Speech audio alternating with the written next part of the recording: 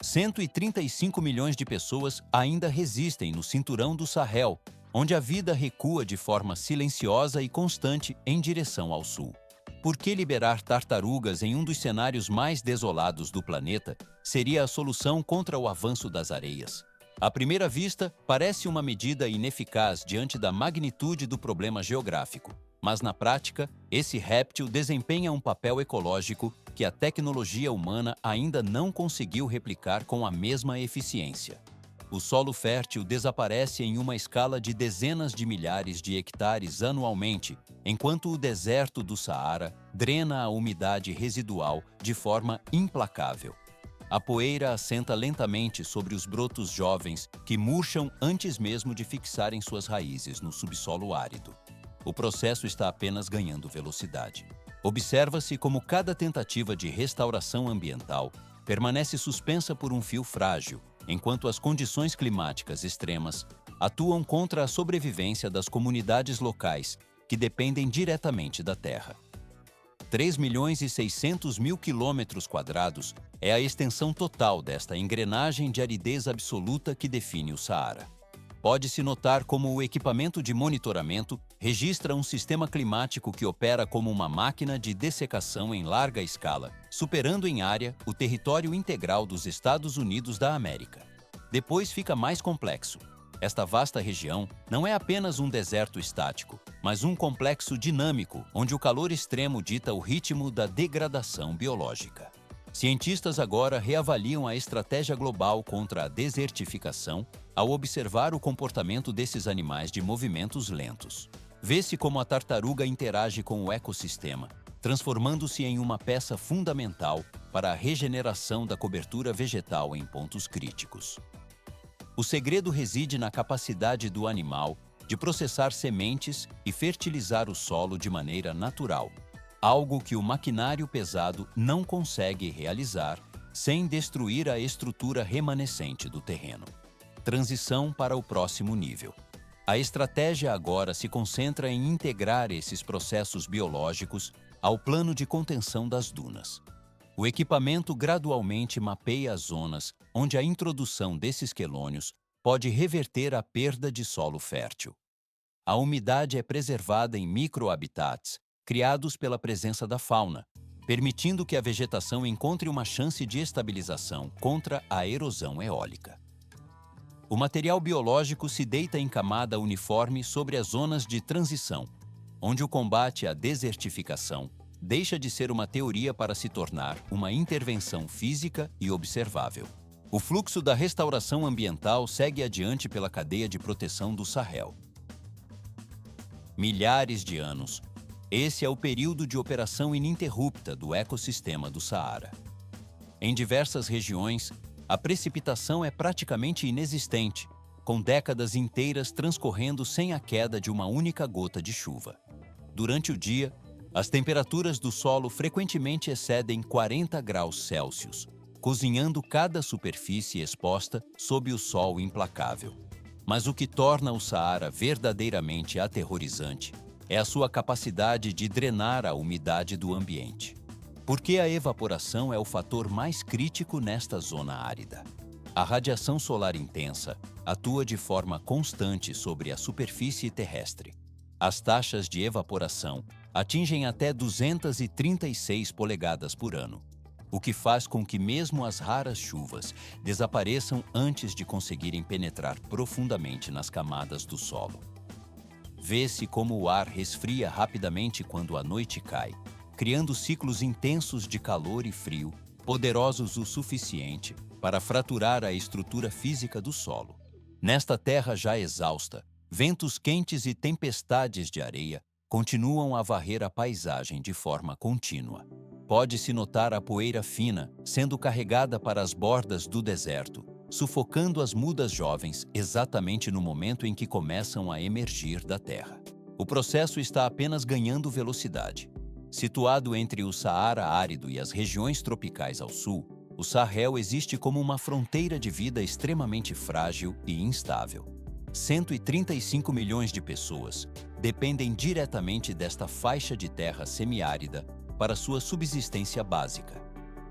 A maioria dessa população sobrevive através da agricultura de pequena escala e do pastoreio de gado nômade.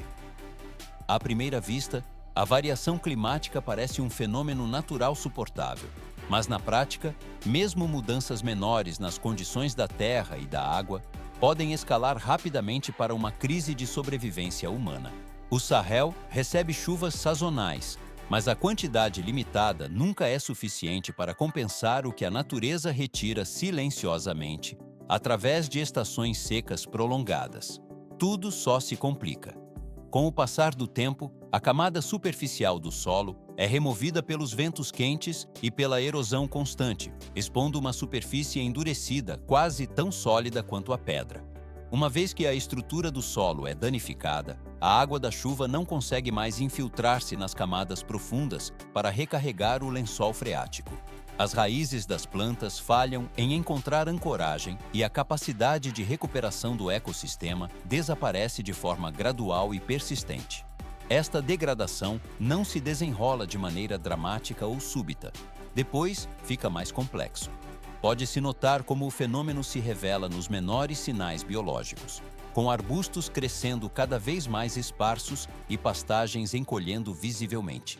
Primeiro, as aves são forçadas a viajar distâncias maiores em busca de água e forragem para a sobrevivência. Campos que antes eram cultivados acabam sendo abandonados à poeira e ao silêncio absoluto da infertilidade.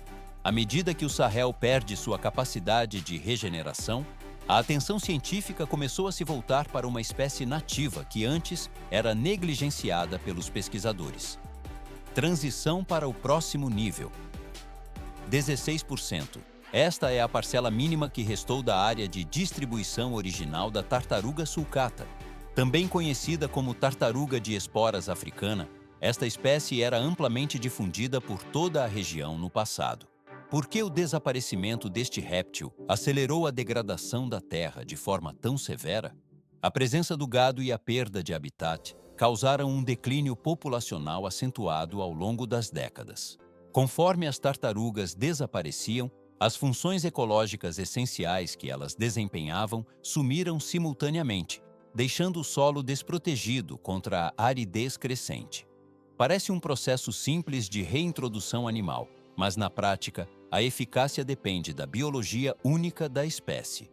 No início, a ideia de reintroduzir tartarugas parecia implausível devido ao movimento lento e deliberado desses animais. Contudo, é precisamente a capacidade de adaptação ao longo de milhões de anos às condições áridas que tornou a sulcata a escolha ideal para programas de conservação, particularmente no Senegal. Desde meados dos anos 2000, organizações internacionais e locais realizam esforços de reintrodução na região de Ferlo. E isso ainda não é o limite. Vê-se como os pesquisadores registram altas taxas de sobrevivência e sinais claros de integração natural desses quelônios ao ambiente degradado. O equipamento de monitoramento fixa cada movimento dos animais que agora criam microhabitats através de suas escavações no solo endurecido. Embora estas iniciativas ainda não sejam consideradas uma solução de larga escala contra a desertificação, elas abriram uma nova perspectiva técnica sobre o restauro ambiental. O material biológico agora trabalha para reconstruir a porosidade da terra de forma lenta e constante. A temperatura cai uniformemente enquanto as tartarugas se recolhem em suas tocas subterrâneas profundas. A próxima etapa de monitoramento ambiental já aguarda sua vez para validar os resultados de longo prazo. O processo conclui esta fase de observação, abrindo caminho para a conformação de novas estratégias de preservação em toda a zona do Sahel africano. O fluxo de recuperação ecológica segue adiante pela cadeia de restauração da biodiversidade local sem pressa. 80 mil quilômetros quadrados. Esta é a escala de restauração gradual das funções ecológicas que outrora foram rompidas nessas regiões áridas. Por que o comportamento de escavação da tartaruga de esporas africana superou o interesse dos pesquisadores em sua força física ou longevidade? À primeira vista, a movimentação lenta do animal parece irrelevante para a geologia local. Mas sem a ação mecânica de seus membros, o solo permaneceria selado e estéril sob o sol intenso. Com poderosos membros anteriores moldados como pás naturais, estes quelônios escavam túneis de refúgio com vários metros de comprimento, atingindo frequentemente profundidades entre 3 e 9 metros. Estes túneis subterrâneos não são apenas vitais para a sobrevivência individual da espécie, mas desempenham um papel crucial na dinâmica dos ecossistemas áridos. Pode-se notar como no Sahel, o solo é frequentemente cozido pelo calor extremo até formar uma crosta quase tão rígida quanto o concreto. Essa barreira física impede que a água da chuva penetre no subsolo, permitindo que a camada superior de solo fértil seja facilmente varrida pelo vento ou por enxurradas superficiais. Mas isso é apenas o começo. Quando as tartarugas iniciam a escavação, essa estrutura compactada é quebrada e fragmentada. A terra é revolvida e afrouxada, criando aberturas que a engenharia humana só poderia replicar com o uso de maquinário pesado e consumo de combustível. Cada toca de tartaruga torna-se uma câmara de respiração para a terra, permitindo que a água da chuva infiltre profundamente e melhorando a circulação de ar abaixo da superfície. Vê-se como o equipamento biológico gradualmente altera a porosidade do terreno. Depois fica mais complexo. Na superfície, as pegadas e as marcas de escavação criam inúmeras microdepressões que funcionam como armadilhas naturais para sementes e retentores de umidade. Este processo geológico e biológico se desenrola de forma lenta, porém persistente através das décadas. Cada indivíduo funciona como um arado natural, e quando muitos exemplares coexistem no mesmo habitat, esses pequenos impactos se conectam. O processo está apenas ganhando velocidade. Gradualmente, trechos inteiros de terra são recuperados, um fenômeno que a ciência descreve como o redesenho de ecossistemas a partir do solo. Aparentemente, não é complexo o impacto de um único animal, mas na prática, a escala coletiva transforma a paisagem de forma irreversível e positiva. Entretanto, as tartarugas não foram o primeiro caminho que a humanidade escolheu para enfrentar a desertificação. Muito antes que as soluções ecológicas nativas fossem levadas a sério, o Sahel havia sido colocado em uma aposta muito maior, mais rápida e ambiciosa. A Grande Muralha Verde representa esse esforço de escala continental. Lançado no ano de 2007 pela União Africana, o projeto estabeleceu o objetivo de restaurar terras degradadas ao longo de todo o cinturão saheliano. Tudo só se complica com a logística de uma barreira que se estende por quase 8.000 quilômetros, partindo do Senegal na costa oeste. O fluxo de transformação segue adiante pela cadeia de intervenções ambientais. 11 nações situadas entre o Senegal, a oeste, e o Djibouti, a leste, compõem o cenário geográfico de um dos maiores projetos ambientais da história. A visão inicial para a Grande Muralha Verde previa uma barreira contínua de árvores, com densidade e largura calculadas para interromper o avanço do Saara em direção ao sul.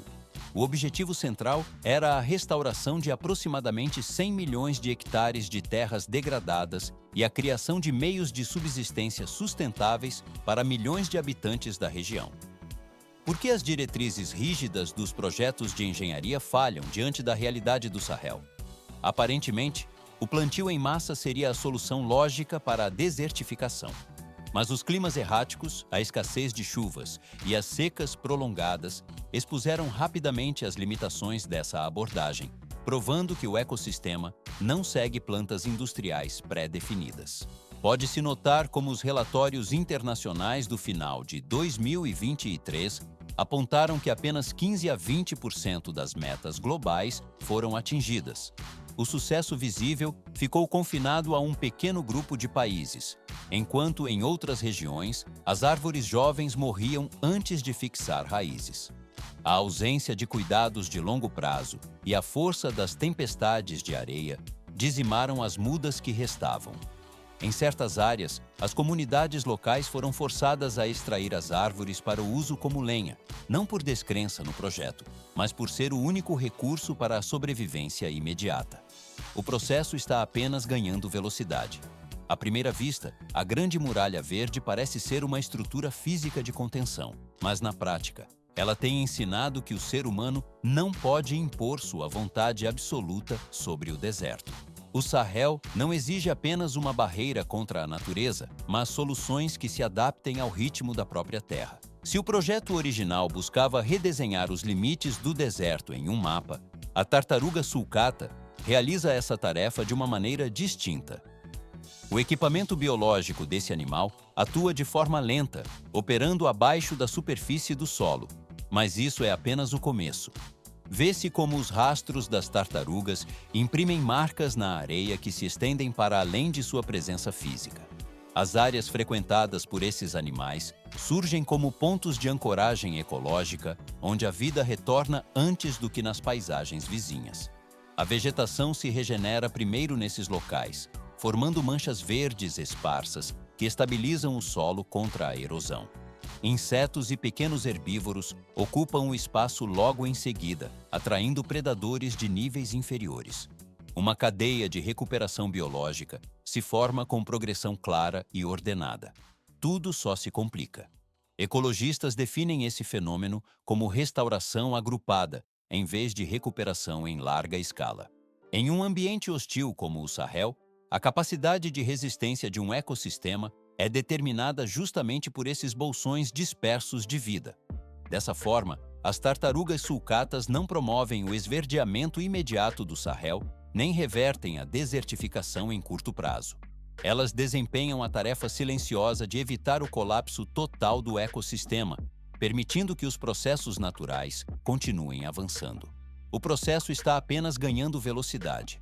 Os resultados iniciais dos programas de reintrodução em Senegal atraíram a atenção da comunidade internacional de conservação. O centro desses esforços é a Reserva de Biosfera de Ferlo, no norte do país, onde o programa opera continuamente desde 2006. Relatórios técnicos indicam que aproximadamente 80% das tartarugas reintroduzidas sobreviveram em estado selvagem. Muitos indivíduos já iniciaram o processo de reprodução natural, um resultado raro sob as condições extremas da região. Transição para o próximo nível. Esse sucesso permitiu a expansão do modelo para o Mali, Níger e Chad. Nesses países, os animais são criados sob condições controladas e liberados em pequenos lotes monitorados para minimizar riscos às populações nativas. Atualmente, a reintrodução não é apenas uma tentativa de salvar uma espécie da extinção, mas parte de uma abordagem de restauração ecológica nativa. Restaurar os menores elos naturais gera impactos resilientes e duradouros na cadeia ambiental. Depois fica mais complexo. Antes das tartarugas, estas terras testemunharam o desaparecimento total de um animal maior e mais veloz, o oryx de chifres de cimitar. Por séculos, esses animais percorreram o Sahel, adaptados ao calor e à seca extrema. No entanto, a combinação de caça predatória e expansão das pastagens de gado empurrou a espécie para o desaparecimento total. No final do século XX, o oryx foi declarado oficialmente extinto na natureza, sobrevivendo apenas em listas de conservação e instalações de reprodução em cativeiro. Mas isso ainda não é o limite. Foi apenas em 2008 que um esforço no Chad iniciou o retorno do oryx ao seu território de origem. Após anos de preparação técnica, os primeiros 25 indivíduos foram liberados na natureza em 2016. Filhotes nasceram logo no primeiro ano, marcando a primeira reprodução natural após décadas de ausência absoluta da espécie no habitat. A partir desse momento, a população cresceu de forma constante e segura. Pode-se notar como o monitoramento rigoroso garantiu a estabilidade do grupo. Até o ano de 2023, o número de indivíduos ultrapassou a marca de 600, demonstrando que o retorno não era mais um experimento isolado. Em 2024, o status da espécie foi alterado de extinto na natureza para em perigo. Trata-se de uma das recuperações de conservação mais raras da história moderna. O retorno dos oryx contribuiu para a restauração das terras sahelianas de forma física e química. Seus cascos criam pequenas depressões que retêm a água da chuva, enquanto seus dejetos adicionam matéria orgânica ao solo árido. O processo está apenas ganhando velocidade. Enquanto as tartarugas escavam o solo e os antílopes refazem antigas rotas de migração, o Sahel ainda necessitava de uma peça final para conectar os bolsões de vida. Essa espécie é o avestruz do norte da África, a ave de corrida mais rápida do mundo. Ela havia desaparecido de grandes partes da região devido à caça e à degradação severa do habitat. Apenas em 2016, os esforços para o retorno desses animais começaram oficialmente no Chad e no Níger. Indivíduos foram criados em condições de semiliberdade antes da soltura definitiva. Dados técnicos mostraram taxas de sobrevivência em torno de 85%, comprovando a capacidade de adaptação às condições severas. A presença dos avestruzes trouxe mudanças sutis na mecânica do terreno. Ao forragear e se deslocar, eles perturbam a crosta endurecida do solo, deixando pequenas cavidades que coletam água e dispersam sementes através de seus dejetos. Assim como as tartarugas e os oryx, os avestruzes não combatem o deserto através da força, mas auxiliam o Sahel a funcionar novamente conforme sua dinâmica natural. O fluxo biológico segue adiante pela cadeia de produção. Uma única linhagem de espécies nativas, este é o elemento central capaz de reverter a degradação no Sahel, superando qualquer solução artificial. Por que projetos massivos impostos externamente e linhas de árvores traçadas em mapas não conseguem salvar essa região?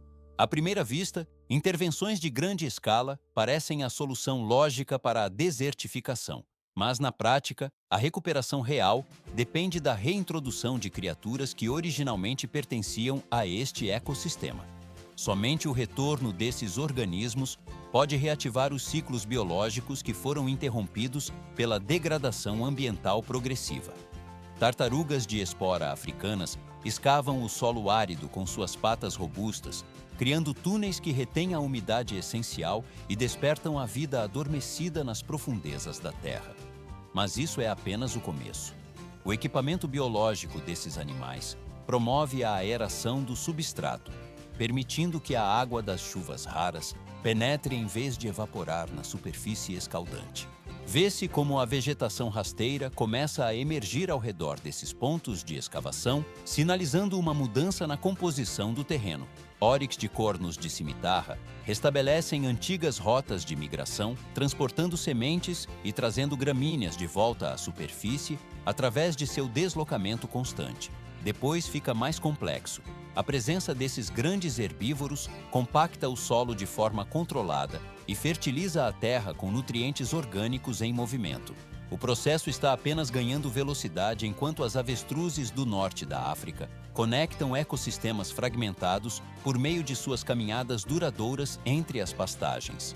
Pode-se notar como cada espécie individual gera um impacto geográfico pequeno, mas quando inserida no contexto ecológico correto, essas ações iniciam a restauração do ritmo natural do Sahel. A luta contra a desertificação não se configura como uma batalha de força bruta contra a natureza, mas sim como um processo técnico de reparação do que foi fraturado.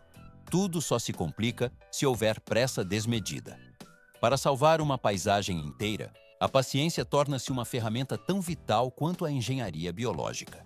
A capacidade de observar silenciosamente enquanto a natureza se cura é o que determina o sucesso da reabilitação ambiental.